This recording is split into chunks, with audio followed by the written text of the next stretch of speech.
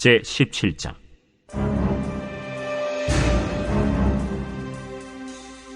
블레셋 사람들이 그들의 군대를 모으고 싸우고자 하여 유다에 속한 소고에 모여 소고와 아세가 사이에 에베스담밈에 진침해 사울과 이스라엘 사람들이 모여서 엘라 골짜기에 진치고 블레셋 사람들을 대하여 전열을 벌였으니 블레셋 사람들은 이쪽 산에 섰고 이스라엘은 저쪽 산에 섰고 그 사이에는 골짜기가 있었더라.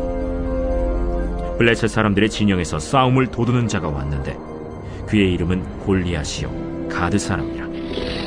그의 키는 6규빗 한 뼘이요 머리에는 노투구를 썼고 몸에는 비늘 갑옷을 입었으니 그 갑옷의 무게가 놋 5,000세겔이며 그의 다리에는 놋 각반을 쳤고 어깨 사이에는 놋 단창을 메었으니 그 창자루는 배틀채 같고 창날은 철 600세겔이며 방패든 자가 앞서 행하더라. 그가 서서 이스라엘 군대를 향하여 외쳐 이르되 너희가 어찌하여 나와서 전열을 벌였느냐? 나는 블레셋 사람이 아니며 너희는 사울의 신복이 아니냐? 너희는 한 사람을 택하여 내게로 내려보내라. 그가 나와 싸워서 나를 죽이면 우리가 너희의 종이 되겠고 만일 내게 아이가 그를 죽이면 너희가 우리의 종이 되어 우리를 섬길 것이니라. 내가 오늘 이스라엘의 군대를 모욕하였으니 사람을 보내어 나와 더불어 싸우게 하라. 사울과 온 이스라엘이 블레셋 사람의 이 말을 듣고 놀라 크게 두려워하니라. 할렐루야. 성경 공부 시간입니다. 오늘은 사무엘상 17장 가운데서 1절부터 30절까지의 말씀을 가지고 함께 은혜를 나눠보도록 하겠습니다. 다 같이 기도하시겠습니다. 하나님 아버지, 오늘도 우리와 함께하여 주시고 이 사무엘상을 통하여서 우리가 또한 다윗과 골리앗에 대해서 알아보기 원합니다. 아버지 주님, 다윗과 함께 하신 그 하나님의 능력이, 하나님의 놀라우신 은혜와 축복이 우리들 가운데도 임하여 주시고 우리가 이 세상 가운데서 어떠한 골리앗을 만나든지 간에 주님께서 주시는 담대함과 믿음과 용기로 담대히 싸워 이길 수 있도록 도와주시옵소서. 이 시간에도 함께하여 주시고 우리가 비록 얼굴과 얼굴을 대하고 배우는 시간은 아닐지라도 동일한 은혜와 축복을 허락하여 주시고 무엇보다 성령의 지혜를 더하여 주셔서 우리가 깨달을 것을 분명히 깨닫고 기억해야 될 것을 기억할 수 있도록 도와주시옵소서. 예수님의 이름으로 감사하며 기도드렸사옵나이다. 아멘. 사무엘상 17장은 4단계로 나눠져 있습니다. 첫 번째 단계는 1절부터 11절까지의 말씀으로 블레셋의 전쟁과 골리앗에 대해서 이야기하고 있습니다. 그 다음에 12절부터 30절까지는 두 번째 단계로서 이스라엘의 반응과 다윗에 대해서 이야기하고 있습니다. 세 번째 단계는 31절부터 54절까지의 말씀으로 다윗과 골리앗의 대결에 대해서 이야기하고 있습니다. 네 번째는 55절에서 58절까지의 말씀으로 다윗과 사울의 만남에 대해서 이야기하고 있습니다. 오늘은 첫 번째로 1단계 1절부터 11절까지 말씀을 먼저 보고 그 다음에 잠시 쉬었다가 2단계 12절부터 30절까지의 말씀을 보도록 하겠습니다. 1절, 3절 말씀을 함께 보겠습니다. 블레셋 사람들이 그들의 군대를 모으고 싸우고자 하여 유다에 속한 소고에 모여 소고와 아세가 사이에 에베스담밈에 진침해 블레셋 사람들이 이쪽 산에 섰고 이스라엘은 저쪽 산에 섰고 그 사이에는 골짜기가 있었더라. 오늘날의 군대는 상비군이라고 합니다. 그래서 항상 존재합니다. 하지만 과거에는 그만큼 인구가 많지도 않았고 또 상비군을 운영할 만한 그런 재력이나 능력이 없었습니다. 그래서 평상시 때는 각자 자기 삶에서 터전에서 농사를 짓거나 자기 일을 하다가 전쟁이 났다 하면 그때 그 자기 생업을 내려놓고 사람들이 모여서 군사로서 이렇게 전쟁을 치르게 되는 그런 전쟁이었습니다. 그러다 보니까 블레셋도 마찬가지죠. 그 이스라엘과의 이미 사울과의 전쟁을 통해서 한번 패한 적이 있습니다. 그리고 이제 다시 그것을 보복하기 위해서 군대를 모으게 됩니다. 그리고 그 군대들로 이제 이스라엘을 쳐들어오게 되는 거죠. 이스라엘도 마찬가지입니다. 이 블레셋군이 쳐들어왔다라고 하는 소식을 듣게 되면 이스라엘의 백성들에게 소집령을 내립니다. 그래서 그때 이 군대에 모여 있는 사람들, 군대로 오는 사람들에 의해서 전쟁을 치르게 되는데, 그러다 보니까 늘 모이는 숫자가 들쑥날쑥인 거예요. 자, 그런데 이러다 보니까 내가 지금 농사를 짓고 내가 지금 밭을 갈고 이러고 있다가 전쟁이 났다라고 오다 보니까는 각자의 처지가 다 다른 거예요. 훈련 분량도 다르고 또 각자의 어떤 체력이나 이런 것들이 다 다릅니다. 그런데 그것을 가지고 군대로 모여서 이렇게 전쟁을 하다 보니까 작전이나 이런 걸 통해서 이루기보다는 그저 넓은 평원에서 서로 마주보고 패싸움이라고 할 수도 있고, 또는 이렇게 단체적으로 서로 막 뒤엉켜서 싸우는 그런 전쟁이 대부분이었습니다. 자, 그런 전쟁을 하다 보니까 이 전쟁의 준비가 굉장히 미흡합니다. 여러 가지가 미흡했어요. 늘 상비군을 가지고 훈련을 통해서 또는 작전을 통해서 이와 같이 전쟁을 치르다 보면은 적은 숫자가 많은 숫자를 이길 경우가 많았지만 이때는 그런 전쟁이 아니었습니다. 블레셋도 비록 전쟁을 일으키긴 했지만 많은 준비를 거쳐서 이뤄낸 전쟁이 아니었다라고 하는 것입니다. 이미 사울과의 전쟁에서 패한 적이 있죠. 그러다 보니까 블레셋도 다시 전쟁을 일으키지만 그만큼 여러 가지 체력적으로나 무기적으로나 부족한 게 많았다라고 하는 거예요. 한 사람씩, 양쪽에서 대표가 되는 한 사람씩 나와서 그 사람을 대표로 전쟁을 합니다. 싸움을 합니다. 그래서 이기는 쪽이 그 전쟁의 승을 가져가고 지는 쪽이 패하는 이런 어떤 전쟁을 치르게 되었습니다. 이것은 무엇을 말하는가? 그만큼 블레셋도 전쟁의 준비가 미흡했다라고 하는 거예요. 자, 생각을 해보세요. 만약에 전쟁의 준비가 잘 되었다라고 한다면, 이미 충분하게 이루어졌다고 한다면, 골리앗이라고 하는 그 장소를 앞장 세워서 이미 기선제압을 한 이후에 그대로 밀고 들어가서 이스라엘을 공격하는 것이 어떻게 보면 지극히 평범한 전쟁의 순서라고 할 수 있습니다. 그런데 뒤에 말씀에도 나오지만 40여일 동안 이스라엘이 주눅이 들었는데도 불구하고 블레셋은 쳐들어오지 않습니다. 왜 그러느냐? 그만큼 블레셋도 전쟁 준비가 미흡했다라고 하는 거죠. 자, 4절에서 7절 이제 골리앗에 대해서 이야기가 나옵니다. 함께 보도록 하겠습니다. 블레셋 사람들의 진영에서 싸움을 도두는 자가 왔는데 그의 이름은 골리앗이요 가드 사람이라. 그의 키는 6규빗 한 뼘이요 머리에는 놋투구를 썼고 몸에는 비늘 갑옷을 입었는데 그 갑옷의 무게가 놋 5,000세겔이며 그의 다리에는 놋 각반을 쳤고 어깨 사이에는 놋 단창을 메었는데 그 창자로는 배틀채 같고 창날은 철 600세겔이며 방패든 자가 앞서 행하더라. 아멘. 자, 이제 골리앗에 대해서 자세하게 설명을 하고 있는데 싸움을 도두는 자 또는 가운데 선 사람이라고 이야기하고 있습니다. 그렇게 가운데 나와 있는 사람, 그 사람을 싸움을 도두는 자라고 이야기했는데 영어로는 챔피언이라고 이야기하고 있습니다. 그러니까 이쪽 챔피언과 저쪽 챔피언이 나와서 서로 싸워서 1대1로 싸워서 이기는 편이 승리자로 하자, 이렇게 서로 약속을 하고 나가는 거죠. 자, 그런데 이 블레셋의 챔피언 대표자가 누구냐? 골리앗인데 그 키가 얼마냐? 6규빗 한 뼘이라고 하는 것입니다. 규빗이라고 하는 것은 이 사람의 팔꿈치에서부터 손끝까지 이 길이를 이야기합니다.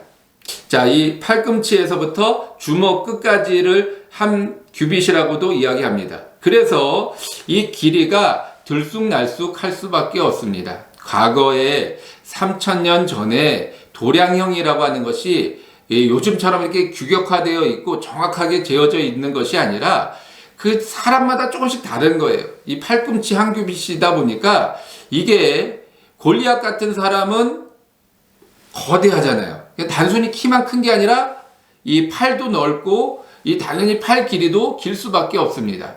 그에 비해 소년 다윗은 키도 작지만 당연히 팔꿈치도 작은 거예요. 그러다 보니까 이 규빗이라고 하는 사이즈가 들쑥날쑥할 수밖에 없습니다. 단위가 높아지면 높아질수록 그 차이는 더 클 수밖에 없습니다.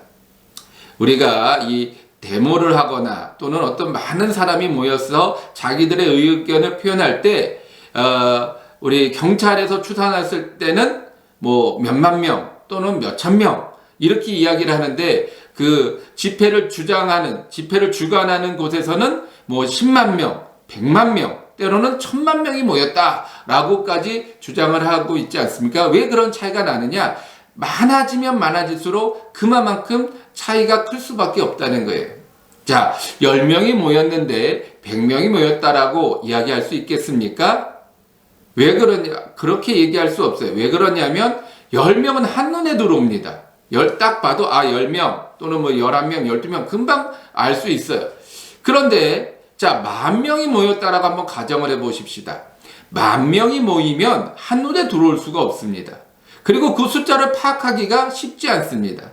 당연히 10만 명이 모였다라고 이야기를 해도 믿을 수밖에 없는 것입니다. 그러니까 6규빗이나 된다라고 이야기를 할 때 우리가 한 규빗을 45cm로 평균 잡는데 45cm로 계산할 경우에는 2m 93, 거기다 한 뼘을 더하니까 23cm를 더하는 거예요. 그러니까 2m 93이 나옵니다. 자, 거의 3m 가까운 사람이라는 거죠. 이 당시에 평균 키가 150에서 160이 안 됐습니다. 약 150 정도라고 보는 게 맞아요. 그러면 거의 2배나 되는 그 키 차이, 2배나 되는 키 차이를 가지고 있다고 한다면 아무리 사람이 정확하게 재려고 해도 그 키를 정확하게 잴 수가 없다라고 하는 것이죠. 그러다 보니까 과연 6규빗 한 뼘이 맞는가? 또 한 규빗을 45cm로 보는 게 맞는가라고 하는 의구심이 생길 수밖에 없습니다. 그래서 다른 도량령으로 봤을 때는 38cm 정도, 한 규빗을 38cm 정도로 보고 한 뼘을 약 10에서 15cm 정도로 봅니다. 그래서 계산해 보았더니 2m 38이 나옵니다. 자, 물론 여기에는 60cm가 넘는 60cm나 되는 큰 차이가 나지만 사실 우리가 상식적으로 생각해 본다면 2m 38, 즉 2m 한 40 정도 되는 그 길이와 2m 90, 3m 정도 되는 이 길이를 계산해 본다면 후자가 조금 더 맞지 않을까라고 우리는 생각해 볼 수 있습니다. 물론 정확한 숫자는 아니라는 거죠. 그러나 중요한 것은 그만큼 골리앗이라고 하는 사람은 키가 엄청나게 컸던 사람이다라는 것입니다. 자, 또한 골리앗의 갑옷, 당연히 키가 큰 만큼 덩치도 크겠죠. 자, 그래서 놋 5,000세겔 정도가 들어갔다라고 이야기를 하는데 이것도 마찬가지입니다. 5,000세겔이라면 약 57kg가 되는 그런 어마어마한 양의 놋이라는 거예요. 자, 그러면 57kg나 되는, 물론 덩치가 컸기 때문에 놋이 많이 들어가겠죠. 하지만 57kg나 되는 그 놋을 장착하고서 자유롭게 움직일 수 있는 사람은 그렇게 많지 않을 것입니다. 아무리 힘이 센 장수라고 해도 훈련 중에 자기가 체력을 키우기 위해서는 그와 같은 무게를 몸에 짊어지고 다닐지언정 생사를 가르는 전쟁터에 나올 때 그런 그 무거운 놋을 짊어지고 나오기는 쉽지 않을 것입니다. 그래서 이것도 마찬가지입니다. 왜냐하면 한 세겔이 11.42g이라고 하지만 과연 정확하게 11.42g이냐? 다 틀릴 수밖에 없죠. 지방마다, 지역마다, 사람마다 이 한 세겔을 재는 무게는 틀릴 수밖에 없습니다. 그러나 여기서 우리가 알아야 되는 것은 등치가 큰 만큼 많은 놋을 사용해서 갑옷을 입었다라는 것을 우리는 생각해 볼 수 있습니다. 또한 그가 이 단창, 이 창을 등에 메었는데 얼마나 그 등치가 큰지 창 앞에, 창 날의 무게만 6.85kg. 굉장한 거죠. 제가 군대 있을 때 메고 다녔던 총의 무게가 3.14kg입니다. 그런데도 그게 굉장히 무거워요. 등치 굉장히 길고 단단하고 무게가 나갑니다. 특히 그것을 메고 행군을 할 때면 어깨가 말 그대로 빠지는 것 같아요. 근데 그것보다 2배나 더 무거운 창 앞에 창날만 그 정도 무게를 가졌다라는 것은 굉장히 크고 무거운 무게, 또 거기다가 이 배틀과 같은 이런 어떤 창대를 더한다면 그 무게는 굉장한 거죠. 그래서 우리가 이것을 통해서 볼 수 있는 것은 크게 두 가지. 굉장히 큰, 어마어마하게 큰 골리앗이라고 하는 사람이 거기에 굉장히 많은 양의 노수로 만든 갑옷을 입고 굉장히 무거운 단창을 들고 나왔다라고 여러분 생각을 하시면 됩니다. 이 무게는 정확하게 우리가 추산하기가 어렵습니다. 자, 그런데 이 두 가지 이 골리앗의 모습을 통해서 두 가지를 볼 수 있습니다. 굉장히 크다는 것과 또 하나, 자, 여러분 생각해 보십시오. 굉장히 큰 덩치와 굉장히 힘이 센 사람이 전쟁을 하러 나왔는데 거기에 어마어마하게 무거운 갑옷과 단창까지 무장을 하고 그 앞에 방패든 사람을 따로 세웠다라고 하는 것은 이 사람 또한 전쟁에 대한 두려움을 갖고 있다라고 하는 것입니다. 이 키가 산만하고 덩치가 코끼리만 할지라도 전쟁터라고 하는 곳에 대해서는 누구나 두려움을 갖고 있다라고 하는 거죠. 자, 거기에 비해서 다윗은 어땠는가? 우리가 이따가 자세히 보겠습니다만은 다윗은 어떠한 무장을 하지 않았어요. 칼도 창도 없었습니다. 갑옷도 없었습니다. 자, 이 크기를 비교해 보면 이 다음 이 사진을 한번 보세요. 우리나라에 이제 가장 큰 그냥 키만 큰 게 아니라 덩치까지 큰 사람이 최용만이라고 하는 선수, 격투기 선수가 있는데 그 사람은 키가 2m 17cm입니다. 골리앗보다는 작은 키죠. 그리고 몸무게가 165kg 정도 나간다고 그래요. 그 옆에 있는 조그만 숄디라고 하는 이 가수인데 이 사람은 키가 168입니다. 절대 작은 키가 아니에요. 그런데 2m 15에 서 있다 보니까 정말 소년같이 보이죠. 이와 같이 큰 차이. 근데 다윗은 이 키보다 더 작았던 키로 추측을 할 수 있습니다. 그러니 이 말 그대로 싸움이라고 하는 것도 비교가 안 되고 키나 힘이나 뭐로 봐도 비교가 되지 않습니다. 거기에 무기와 갑옷까지 더해진다면 이거는 말 그대로 계란으로 바위 치는 격과 같은 거죠.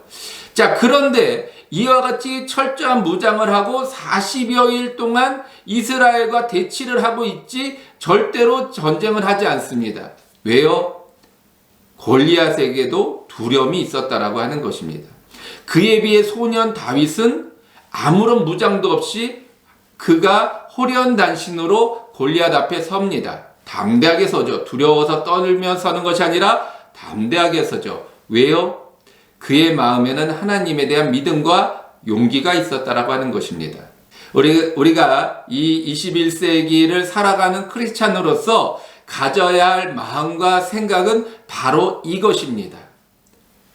많은 스펙, 마치 이 갑옷과 같이 57kg나 되는 것과 같은 57가지의 스펙을 쌓아도 두렵기는 매한가지라는 것.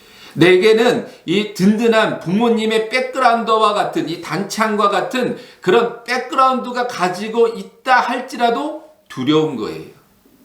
그러나 우리는 이 크리스찬들은 그런 스펙도 없고 백그라운드도 없어도 강하고 담대해야 한다라고 하는 것입니다. 이게 다른 면이에요. 우리가 가져야 할 모습이라고 하는 것입니다.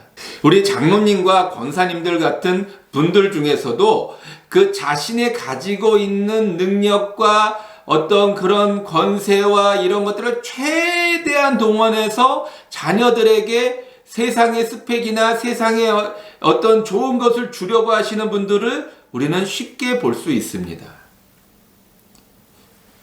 과연 믿음의 모습일지 또 참다운 크리스찬의 모습일지 우리는 생각해 보아야 하는 것입니다. 하나님보다 우선하는 그 어떠한 것은 하나님보다 더 의지하고 하나님보다 더 중요하게 생각하고 하나님보다 더 우리가 의지하는 그 무엇이든 간에 우상이라고 하는 것입니다. 그러므로 우리 청년이든 또한 우리 장년이든 이 골리앗의 이야기를 통해서 우리의 지금 삶의 모습을 돌아보시기 바랍니다. 그리고 또한 우리가 어떻게 살아야 할 것인가, 우리 청년들은 깊이 생각해 보시기 바라겠습니다. 11절 말씀 보도록 하겠습니다. 사울과 온 이스라엘이 블레셋 사람의 이 말을 듣고 놀라 크게 두려워하니라.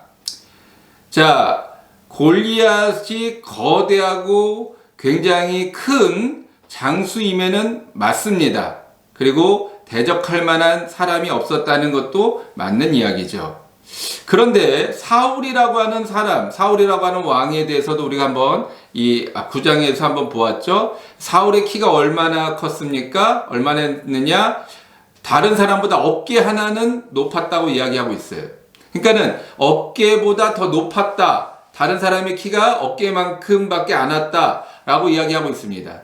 그러면 이 어깨 위를 계산해 본다면 약 30cm라고 봅시다. 간단하게 더 클 수도 있겠지만, 그러면 150이라고 평균을 잡는다 그러면 키가 몇이에요? 180이 되는 거죠. 또 160이라고 잡으면 대략 몇 cm가 돼요? 190이 되는 거죠. 물론 그래도 골리앗보다는 작습니다. 하지만 150과 238 싸움이 안 되죠. 그러나 180과 238 얼추 그래도 해볼 만한 어떤 가능성을 좀 쳐볼 만한 어떤 크기입니다. 자, 사울이 두려움에 떨고 있다라고 하는 겁니다. 그러면 그 이전에 사울은 겁쟁이였는가? 늘 전쟁터에 나가면 항상 두려워하고 피하고 외면했는가? 아니죠. 그가 이미 그 9장부터 이 왕이 된 이후에서는 어떻게 했어요? 그가 왕이 되고 난 다음에 하나님의 신이 임해서 용기 백배해가지고 이방 신이 어떻게 이방 족속이 우리 하나님의 백성을 이렇게 침범할 수 있는가 해서 그가 소를 가지고 밭을 갈다가 막 그 소를 잡아서 제사 지내고 여기 이스라엘 사람들은 모여라 전쟁하러 나가자 이래가지고 나가서 싸우죠. 할 수 없는 그런 수적인 절대 열세에 있었을 때도 그가 담대히 나가서 싸웠죠. 그럴 만큼 용감하고 용기 있는 사람이었어요. 지금은 어떻습니까? 아무리 자기보다 큰 사람이 나타났다고 해도 그 용기는 다 사라진 거예요. 그러면 용기의 근원은 무엇인가? 하나님이었다라고 하는 거죠. 하나님의 신이 떠나니까 용기도 사라지는 거예요. 하나님의 신이 임할 때는 그가 이스라엘 이방 민족과 싸울 때 두려움이 없었어요. 우리가 지금 코로나 시대에 두려워하고 있는 것은 무엇 때문입니까? 하나님의 신이 없기 때문에 그래요. 하나님의 신, 성령이 우리 안에서 떠나니까 두려운 겁니다. 그러면 우리가 이제 무엇으로 회복을 해야 돼요? 백신과 치료제가 완성되면 우리의 마음에 두려움이 없어집니까? 아니에요. 하나님의 신이 우리 안에 임할 때 비로소 우리 안에 두려움이 없어진다라고 하는 것입니다. 다윗은 어린 소년이었어요. 하지만 왜 두려움이 없었는가? 하나님의 신이 있었기 때문에 그는 두려움이 없었다라고 하는 것입니다. 어린아이들은 두려움이 없죠. 왜냐하면 뜨거운 것, 차가운 것, 날카로운 것 이런 것에 대한 경험이 없기 때문에 두려움이 없습니다. 근데 점점 나이가 들어가면 어떻게 돼요? 점점 두려움이 커집니다. 왜냐하면 힘들고 어려운 걸 자꾸 경험하게 되거든요. 더 조심하게 되고, 분명히 나는 조심해서 운전을 했는데 막 갑자기 차가 덤벼들어서 사고가 나기도 하는 걸 보면서 이제는 차 타는 자체가 두렵기도 한 거예요. 이제는 문 밖에 나가는 것 자체가 두렵기도 하는 거예요. 그렇기 때문에 어르신들이 노파심이 많아지는 이유가 왜 그러느냐? 경험이 많다 보니까 그런 겁니다. 젊은 사람들이 왜 물불을 안 가리는가? 아직 경험이 없기 때문에 그런 겁니다. 그래서 여러분들이 그런 어떤 특성을 이해하셔서 우리 젊은 사람들은 젊은 사람들대로, 우리 연세 있으신 분들은 연세 있으신 분들대로 자기의 상황의 특성을 조금 이해하시고 그걸 잘 활용하시고 적용하시기 바라겠습니다. 잠시 쉬었다가 우리 12절부터 30절까지 다윗에 대해서 같이 또 공부해 보도록 하겠습니다.